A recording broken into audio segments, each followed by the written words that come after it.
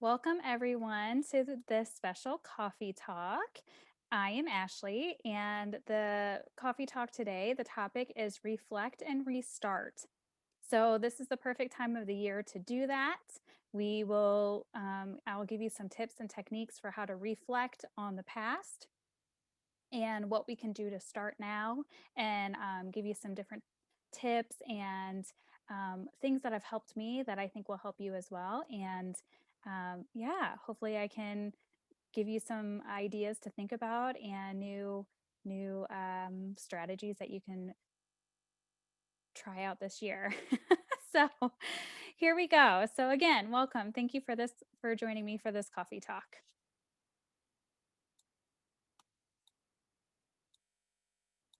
Here we go. So reflecting and restarting. So some of the topics included with this session here will be reflection and introspection, restarting, goal setting. I'll go over what we're doing currently with our Winter Reads program that will help you get yourself on the way for all of this. And then we'll also go over all different strategies to put that in motion. And as you can see, there's a full list there. So planners, journals, creating structure, meditation, social media apps, and more. So let's get going. Reflection. Reflection is a meditation or serious thought about one's character, actions, and motives. Both of these that I'm going to recite are from the Oxford Dictionary, but reflection is that thought, like it says, it allows you to look at your actions, motives, beliefs, um, emotions, anything like that. And then introspection is it goes a little deeper. So it's the examination or observation of one's own mental and emotional processes. So it's examining one's own mental and emotional state of mind or the process of looking within. So it's that soul searching aspect. So reflection is, they both do the same in the sense that you pause and you look back. Introspection just goes a little bit deeper to try to figure out, why am I feeling this way? What has caused me to feel this way? How can I change more of those patterned and yeah, more of those patterned and again, just going deeper into those processes. And the next couple slides, I'm going to be sharing some of my favorite quotes about it. So, self reflection entails asking yourself questions about your values, assessing your strengths and failures, thinking about your perceptions and interactions with others, and imagining where you want to take your life in the future. That one's by Robert L. Rosen. Reflection, looking back so that the view looking forward is even clearer. Knowing yourself is the beginning of all wisdom.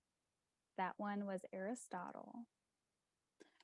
Without reflection, we go blindly on our way, creating more unintended consequences and failing to achieve anything useful. Margaret Wheatley. So, what are ways that you can do reflection and introspection? So, one of my things that I like to do is grab my calendar and planner from last year, 2 years ago. Um, I like to say the previous year. However, with COVID, go ahead and pull the last 2 years because let's face it, last year's planner was pretty much useless. It was good, but we none of us could have expected what happened.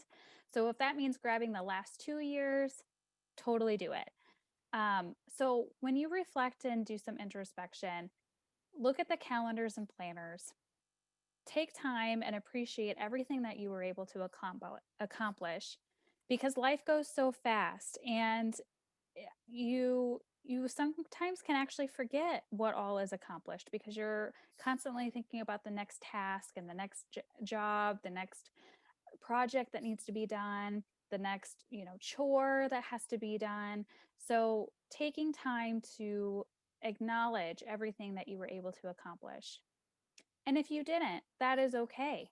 There were some unfinished businesses that we all have. Then you start to think, why? What caused it that I was not able to finish that? You know, did something else become a priority? Did I purposely not finish that for one reason or another?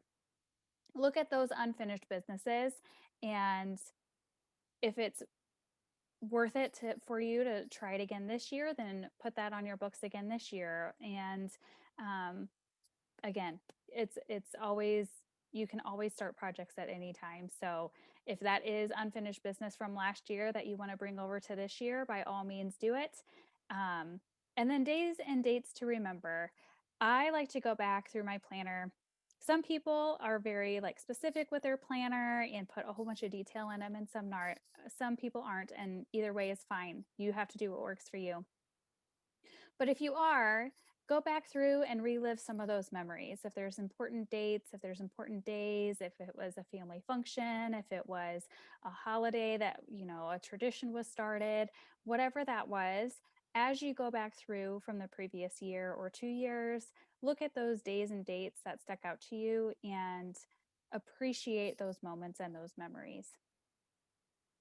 If there were difficult moments and memories, it's okay to work through those as well, because as we grow, as time progresses, our perspective changes, our emotions change. So even the good and the bad, I encourage being able to take that time to go back and reflect and relive and go through those memories if you so choose. So journals is another great way. There's all kinds of journals. We'll go into that in a little bit, but you have your standard journal, a gratitude journal, smash book, whatever it is that you do. If you are a journal like person that journals already, then same thing. When you're pulling your calendars and planners from the previous year, take your journals and go through those as well. Same thing, if there was something significant, what your thoughts were as you worked through different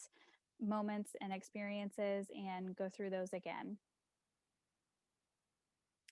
Restarting. So, to start anew and a new beginning, how refreshing, right? So, by reflecting on the past year or more, you are able to see what is working well for you and what areas need some adjustments and new approaches. We all have them. It's perfectly normal. It is the norm, really, that we all have areas that we need to refocus on and, yeah, kind of make a priority if something else was a priority last year. So, but by doing that, by reflecting, we're able to see, how can I improve? And I like this quote. And suddenly you just know it's time to start something new and trust the magic of beginnings.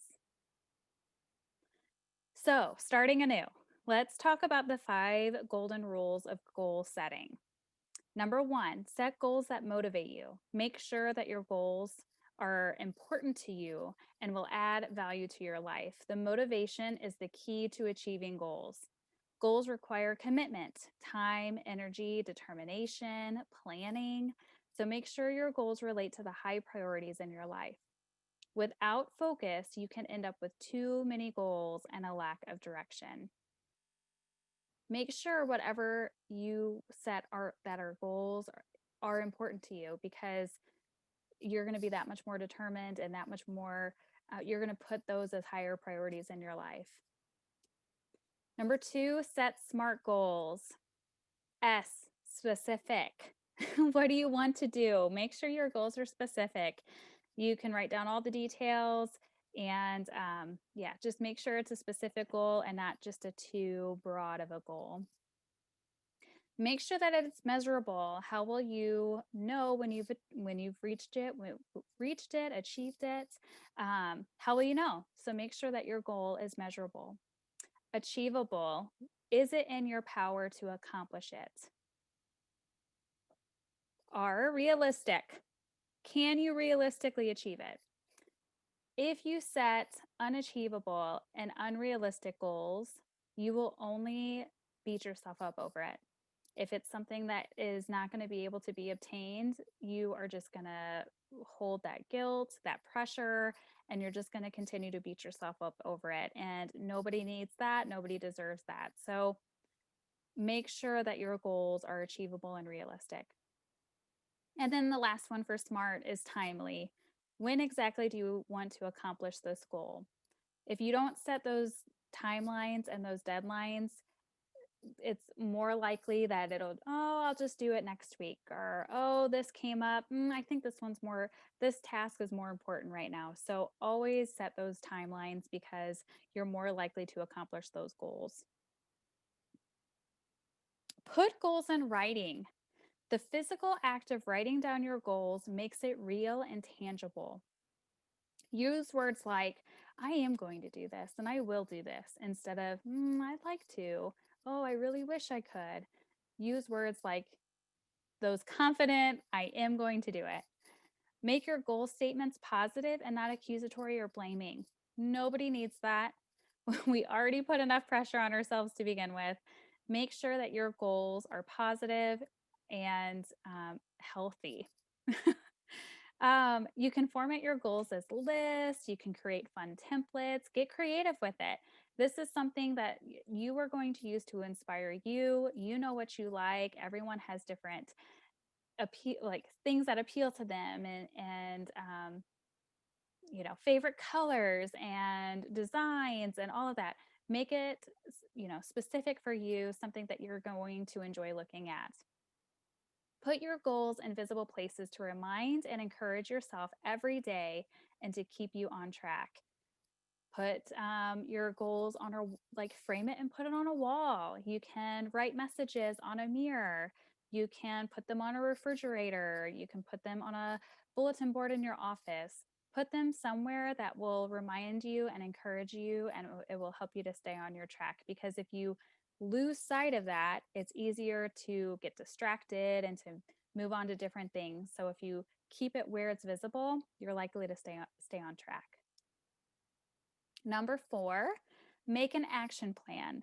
It is easy to focus on the big goals, but it is so important to take time and plan out the smaller steps.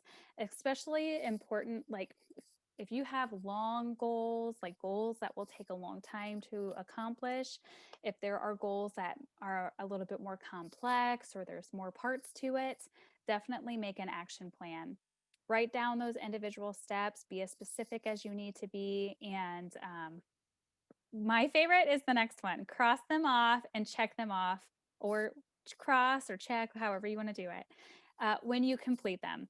I will purposely, even if I have like 5 things to do in my head and I've already done one of them, I'm still going to write it down because I just like feeling accomplished. And so I will do it just to mark that off my list. So, um, absolutely cross them off or check them off once you complete them. Number 5, stick with it. Goal setting is an ongoing process. Build in reminders. Don't beat yourself up. Don't be afraid to adjust and redirect when life throws you curveballs. Because look at last year. It was, again, I don't even know. No one can plan for that, right? So don't beat yourself up over it. I love this little saying: reset, readjust, restart, refocus as many times as you need to. No one's judging you. We are our worst critic, our hardest critic, we judge ourselves more than anybody. So don't do that to yourself. Life is way too short. If something didn't happen, roll with the punches and then continue on. Constant resetting, readjusting, restarting, refocusing. That is healthy. It is, yeah, don't ever feel bad about that. So those are the 5 um, goal setting. I can't even think. But anyway, but yes, for goal setting, those are, I gotta get to the right page, y'all. See, you just gotta reset and readjust. It's fine. Um, Golden rules. There we go. So those are the 5 golden rules for goal setting. So now that we've gone over those about reflecting and introspecting, going back through the past, and now we're going to start moving forward. So I'm going to show you how we hopefully can help you do that. So our Winter Reads program is going on right now. And so we're doing these. This one is our first coffee talk, and then we're going to be doing another coffee talk. So during the Winter Reads program, we have the Reflect and Restart activity packet. And these are available on links on our website and also at the library. So you can come in the library and pick up those packets. So this is the first page of it, but it's looking back at 2020 and then looking ahead to 2021. So this is part of reflecting, looking at this past year or the past couple years, and then looking ahead and what you want to set your priorities as, or things that you would like to accomplish, or new things you would like to try. So that activity packet has, one sheet says, this year I want to do more of a box to fill out, less of. Um, there's another page that has a gratitude section in it. So it's like a gratitude worksheet that you can do every day to write down things that you're grateful for. So anyway, that packet is included. Also, we have reading recommendations that part of that reflecting and introspection is being able to give reading materials and recommendations of books that you might typically not read or ones that you're interested in and you just haven't had a chance to do so, but it allows you to experience other cultures, other other backgrounds that you may not be as familiar with. And so there's a whole bunch of reading recommendations, and we have all of that if you are interested in that. So that is part of our Winter Reads program. So here's where it gets even more fun. If you thought the last part was fun, here it gets even more fun. Putting it in motion. So, planners, y'all. Daily planners, personal planners, work planners, finance and budget planners, health and wellness planners. There are planners galore. You can get overwhelmed looking at all the planners, but don't. But what you just have to do what works for you, what you feel like you can do consistently and not stress you out. Because that could happen too. But you also have to determine what works best as far as a physical planner or electronic. A lot of families anymore are leaning towards electronic because you can merge it with other calendars, you can sync them with family members. Um, that way the family members can all go in and edit it, but whatever works for you, roll with it. But yeah, so all different planners, all different versions of planners.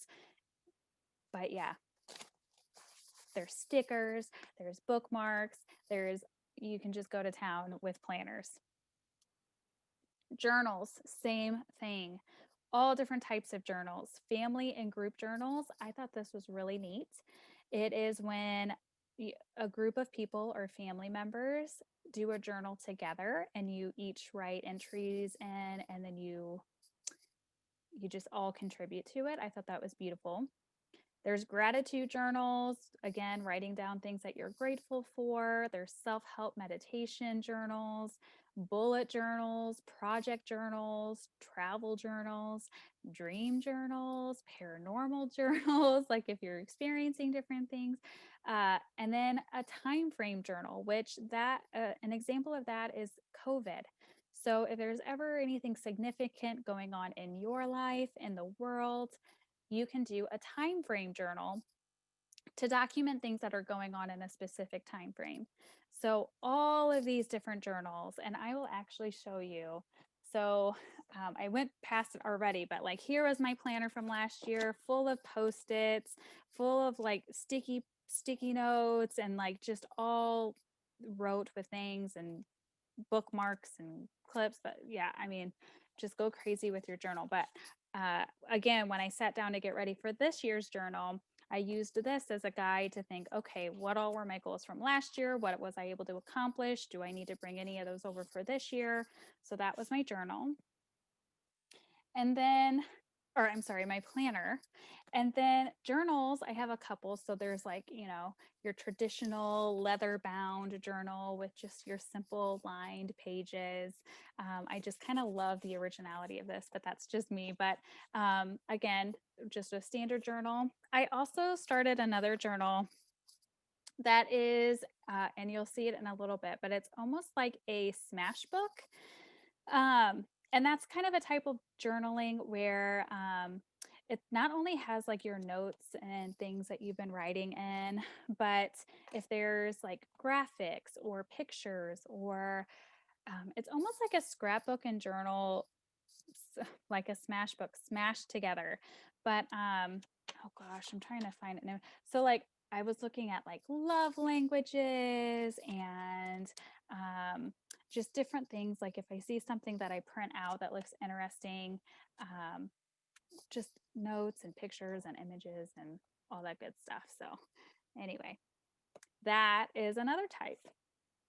You know what you want and what you're interested in. I'm just here to give you examples and hopefully spark some creativity and some different strategies for you. So, those are journals. Creating structure. It sounds so simple, but I know how difficult even that can be in a busy world. But creating structure and schedules and those routines will help you to stay on track, help you to reach those goals, help you to feel like I can accomplish things and not get too overwhelmed. So I put these images here because, for me, it's every Sunday. I will sit, usually in the evening. I usually spend Sunday day. I guess it's still planning for the week, but the laundry, the meals, getting the house ready to go. But my Sunday evenings, I set aside for myself where I can sit down with my planner, not only just look at what's going on, but like think through the processes to get myself ready for the week and get prepared for it.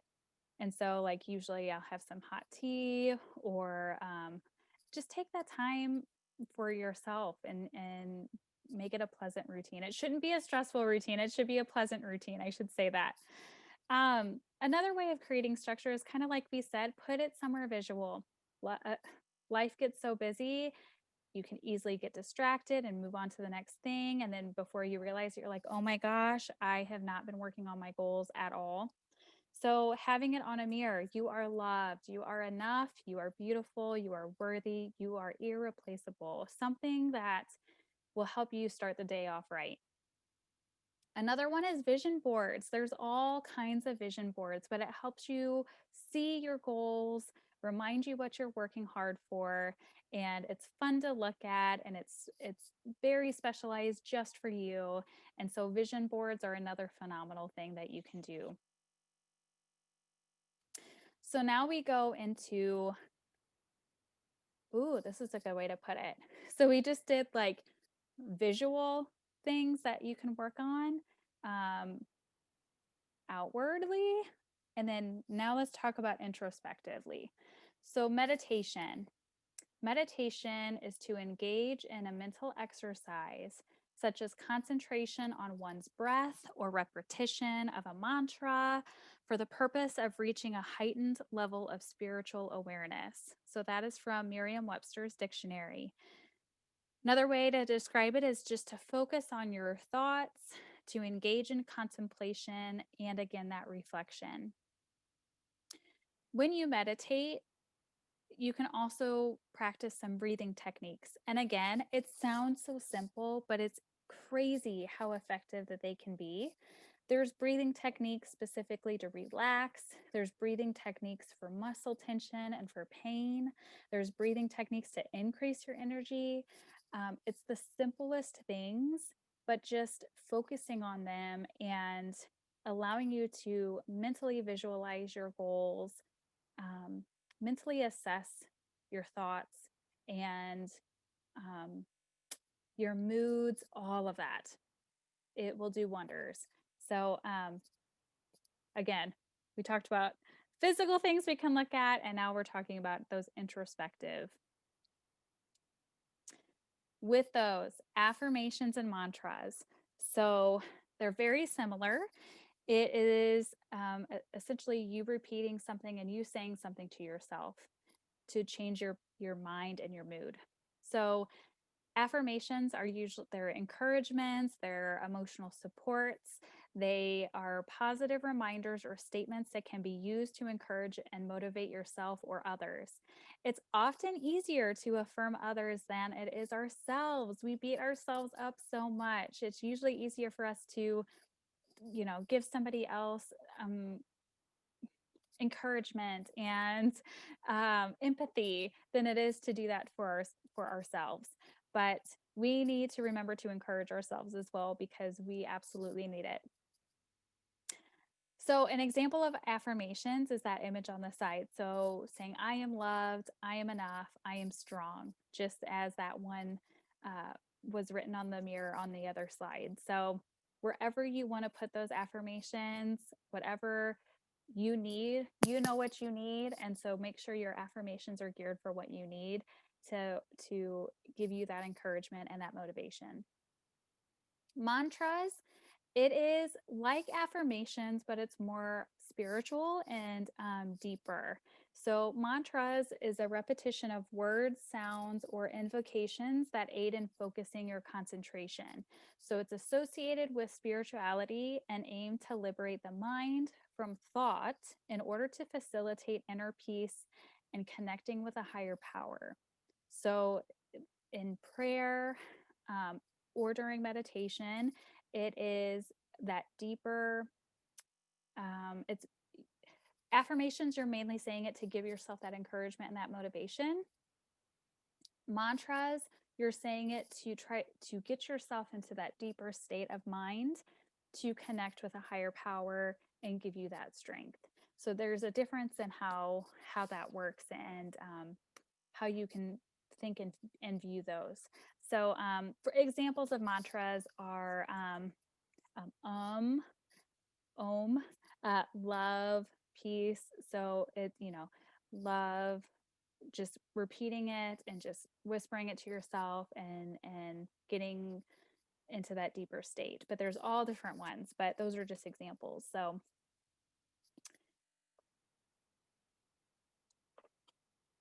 affirmations and mantras are shown to decrease stress and anxiety. They're shown to increase positive emotions, improve relationships, increase confidence, and increase the likelihood of personal success.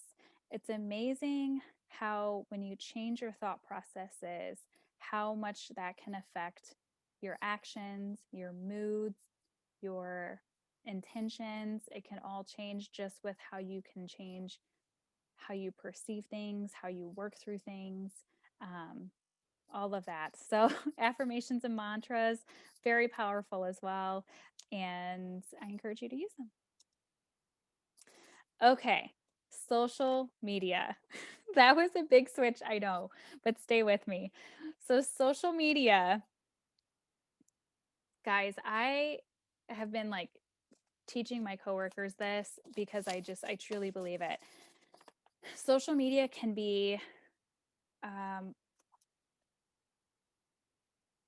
there could be a lot of negative things that come from social media, but you can also use it to your advantage. News feeds. Let's talk about news feeds. News feeds are like all the things that you see as soon as you log on to any of your accounts.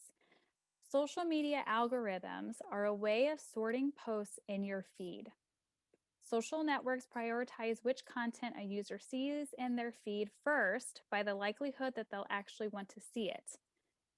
So, how they use it, it's used to identify patterns, behaviors such as clicks, shares, video views, and even time spent reading an advertisement or article. You can change it. You can change your own algorithm. If you log onto your social media accounts, you feel like you're bombarded with negative information, things that don't interest you, things that bring you down, you can change it. You can change it by joining different groups. You can change it by joining and liking and following different pages, um, different friends. It will show you different friends that you meet. So there's unhealthy friends, and then there's healthy friends, and then you can start to add them in that circle. Where, like, how you share content, what you share, where you share it to, all of these can play into your social media algorithm, and you can change it. I'll just give you an example. One of my coworkers hated to get on social media because she just dreaded it, and it was just things that she just it just, I don't know, you just don't get the best feeling when you log on to social media, one of those things. I pointed out to her to join groups that she might be interested in, and it just completely changes your news feed. So I'll give you my personal example. So I am a member of a whole bunch of library groups, funny groups, business groups, just all kinds of library groups. I am a huge animal lover. So I started following and liking and sharing and doing all this stuff with different animal groups, if it's shelters, if it's cute stories, whatever. I also am a big like self-help, obviously. Uh, that's something that I'm interested in, just wellness and self-help and all of that. So now I have all of that on my newsfeed, but I don't encourage anyone to stay on social media all day long and only use that as a way to feel better or anything like that. But I'm just here to say you can change your algorithm and you can change your social media so that it can affect you positively and not in a negative way. Okay, so along with that, changing what you see and what is fed to you, right? Your news feed, changing what is fed to you on a daily basis will greatly impact how you feel. When you change your algorithm, your recommended videos, your pages, etc., all of that will change. So it'll then continue to put you on a better path of things that might be healthier for you as opposed to things that might not be. So, if I'm interested in one yoga or meditation group, then I'll start to get, the ads or the recommendations or whatever for other things that are like that. Um, anyway, I hope I'm making sense, but I promise you can change it, and I promise it'll be things that you're interested in that are healthier. And then an example is YouTube. YouTube, I keep saying YouTube. YouTube. So this picture at the bottom is just one example, but with COVID, obviously we've been stuck at home and oh gosh, when it gets cold and that's one thing that I love to do is get outside and be out in nature. But since I couldn't, they have all these like 40 nature walks and tours. There's videos of like relaxing and like different ambiances and screensavers. And so there's anything from like coffee shops where you can listen to the coffee shop sounds, and some have like music or anything like that. Um, Meditation, breathing techniques, all the same things that we've been talking about. If you are interested in types of journals, there's instructions and tutorials and everything on how to journal, how to fill out your planner. Um, all everything that I am trying to encourage and different strategies that I'm talking about, I guarantee you there's videos about it. So absolutely use it for your advantage and how it can help you to reach your goals. Ultimately, that's help you to feel like you are reaching your goals and becoming the person that you want to be. Okay, apps. Another life changer for me. So, like that saying, there's an app for that. There is literally apps for everything. So, schedules and planners, tasks, goals, health, wellness. Obviously, some apps are free, some are you have to pay for even just to download, some are free, but then you have in-app purchases to get to other content. Whatever you feel like you need and whatever you think will work for you, but there are tools that will help you reach your goals and yeah, just help you. So, examples. Calm is like a meditation app that has, sleeping sounds and sleep stories and relaxing sounds, all of that. Remente is a mental health check in, kind of a mindfulness check in, same as Shine, but Remente is very much like creating task lists and all of that. That's Remente. Anydo is checklists. Shine is that mindful moment. Again, Shine gives you a daily affirmation that changes each day, and then it's usually about a 10-minute meditation that goes along with that affirmation. Um, that one also has like journal prompts that you can do, I believe. Evernote, to my knowledge, Evernote is like a electronic journal that lets you just write everything, type anything that you want, and you can add pictures, you can add links. It's just kind of like a brain dump kind of a space, but in an organized-ish way. Sunrise is, oh goodness, what was Sunrise? I think that one was like a task list planning one, Planner Pro for sure, and then Todoist. But my point is, I haven't used all of these. I do use Calm, Remente, and Shine. They are amazing. Again, I just have the free um, versions, but again, you can do the other packages if you want to. But building those into your routines as well. So, not even just on a Sunday for me, but if I know that I need it, if I'm stressed, use those apps and woo, game changing. Also for me, because they're apps and you get those notifications, it keeps me focused. And for example, you can set like reminders to go like, okay, I need my mindfulness check. I need to check in right now because it's stressed. It'll also say like, hey, how was your day? Like get notified so you can go in and reflect on your day. So highly recommend. I love them. You have to do what works for you. If you're not interested in any of these, that is fine because I guarantee you there's apps that you are, but definitely think about different apps that there might be.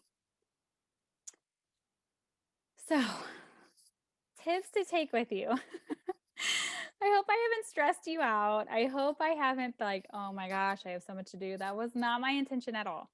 So I really hope it didn't get to that with you. I just wanted to spark some inspiration and creativity, and hopefully, I was able to give you some suggestions that maybe you haven't thought about yet.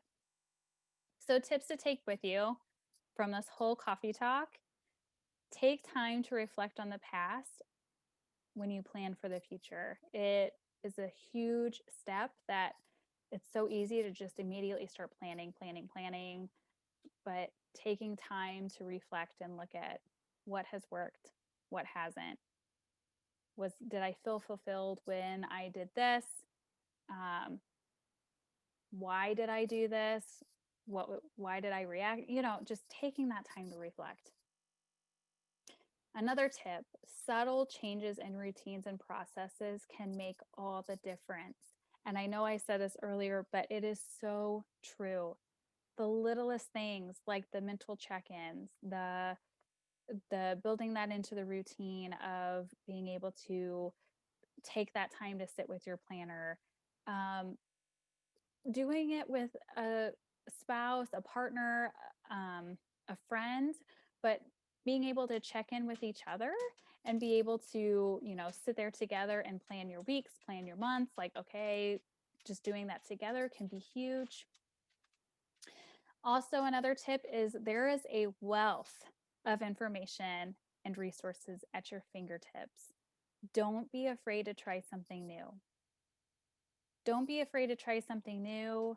And I hope you realize there's so many like positive, productive ways to use these resources. It's easy to get caught up in those unhealthy ways, or get pulled away from your goals, but there are very effective resources that are available at your fingertips. You might not have even realized. I love this quote by T.S. Eliot: every moment is a fresh beginning. So beautiful. Literally, every moment is a fresh beginning.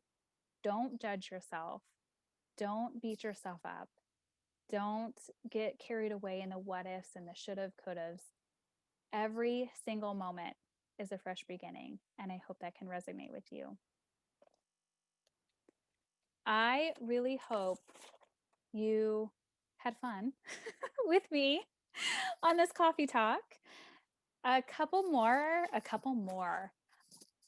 other favorites of mine is the Book of Awakening. OMG.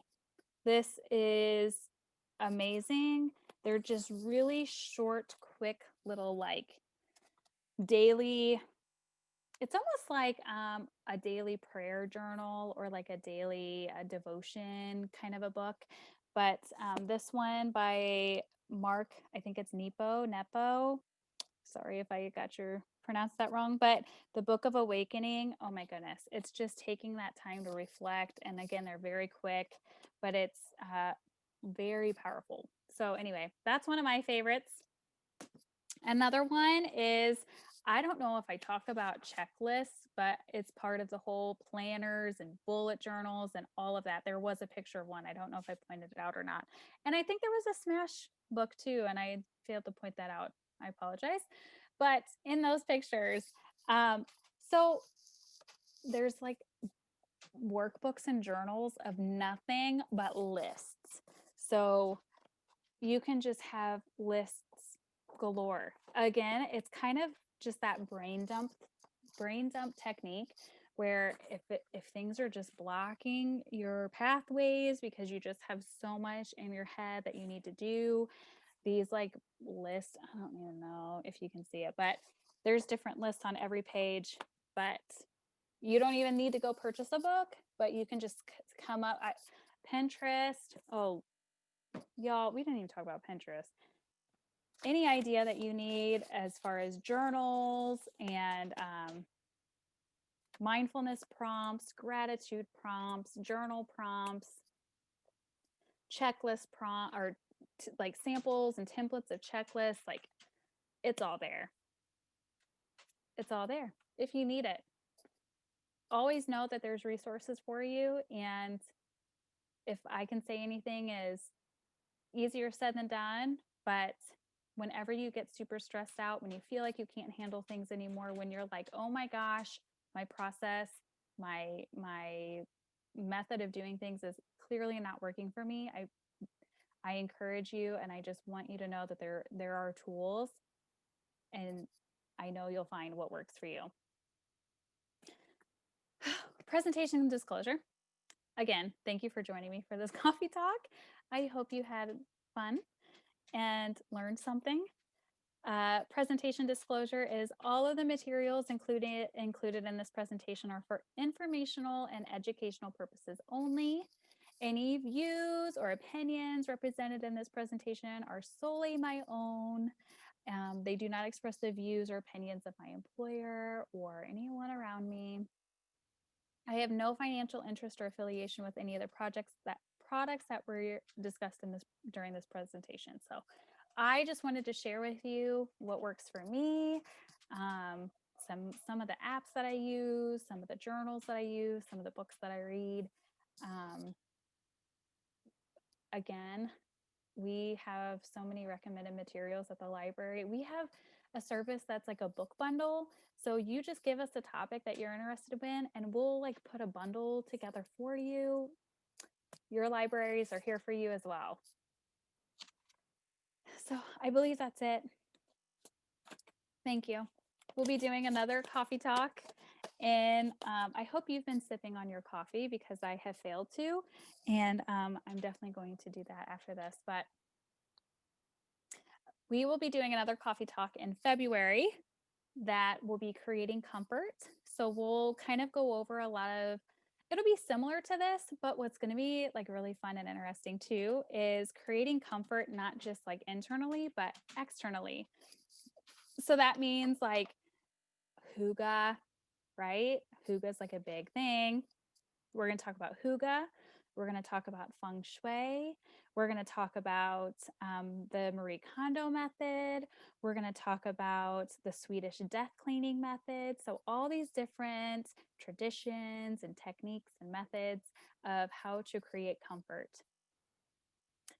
So I hope you enjoyed this one, and You can join me for the next one. What I do hope that you do, I would love, is if you watch this and you learned something, if you decided to like try something new from watching this, please, please, please comment or share. Or I love getting that feedback. And if there's stuff that you do that I didn't say, oh my gosh, feel free to give us whatever tips that you use. Would love to hear them. So, again, last time, thank you for joining me for my coffee talk. And we'll see you in February. Please follow along with us with our Winter Reads program. And again, if there's anything that you need, the libraries are always here for you to help you get whatever resource that you need. Have a wonderful day, evening, whatever it is. And I can't wait to see you again. See you later.